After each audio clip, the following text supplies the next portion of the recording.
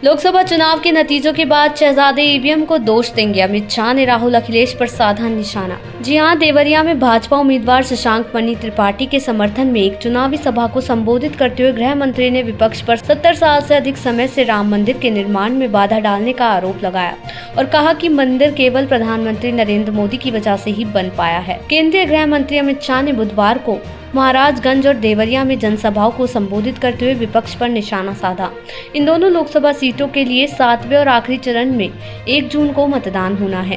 देवरिया में शाह ने कहा कि ये लोकसभा चुनाव अयोध्या में राम मंदिर बनाने वालों और राम भक्तों पर गोलियां चलाने वालों के बीच मुकाबला है। देवरिया में भाजपा उम्मीदवार शशांक मणि त्रिपाठी के समर्थन में एक चुनावी सभा को संबोधित करते हुए गृह मंत्री ने विपक्ष पर 70 साल से अधिक समय से राम मंदिर के निर्माण में बाधा डालने का आरोप लगाया और कहा कि मंदिर केवल प्रधानमंत्री नरेंद्र मोदी की वजह से ही बन पाया है। उन्होंने 1990 में कार सेवकों पर हुई गोलीबारी का जिक्र करते हुए कहा, ये चुनाव राम मंदिर बनाने वालों और राम भक्तों पर गोलियां चलाने वालों के बीच है। उस समय मुलायम सिंह यादव उत्तर प्रदेश के मुख्यमंत्री थे। आपको बता दें, इससे पहले महाराजगंज में एक रैली में शाह ने समाजवादी पार्टी और कांग्रेस पर कटाक्ष करते हुए कहा कि उन्होंने लोकसभा चुनाव में अपनी हार के लिए इलेक्ट्रॉनिक वोटिंग मशीनों को दोषी ठहराने का फैसला किया है। उन्होंने कहा, मतगणना 4 जून को है। दोपहर में 2 शहजादे राहुल गांधी और अखिलेश यादव एक प्रेस कॉन्फ्रेंस करेंगे और कहेंगे कि हम चुनाव हार गए क्योंकि ईवीएम में खराबी थी। उन्होंने पार्टी उम्मीदवार पंकज चौधरी के समर्थन में आयोजित रैली में कहा, मोदी ने 5 चरणों में 310 सीटें पार कर ली हैं। राहुल बाबा, आपको 40 सीटें भी नहीं मिलेंगी और दूसरे शहजादे यानी अखिलेश यादव को सिर्फ 4 सीटें मिलेंगी। विपक्ष के पास प्रधानमंत्री पद का कोई उम्मीदवार नहीं है और वो कहते हैं कि 5 साल में उनके पास 5 प्रधानमंत्री होंगे। ये कोई सामान्य दुकान नहीं है बल्कि 130 करोड़ लोगों का देश है।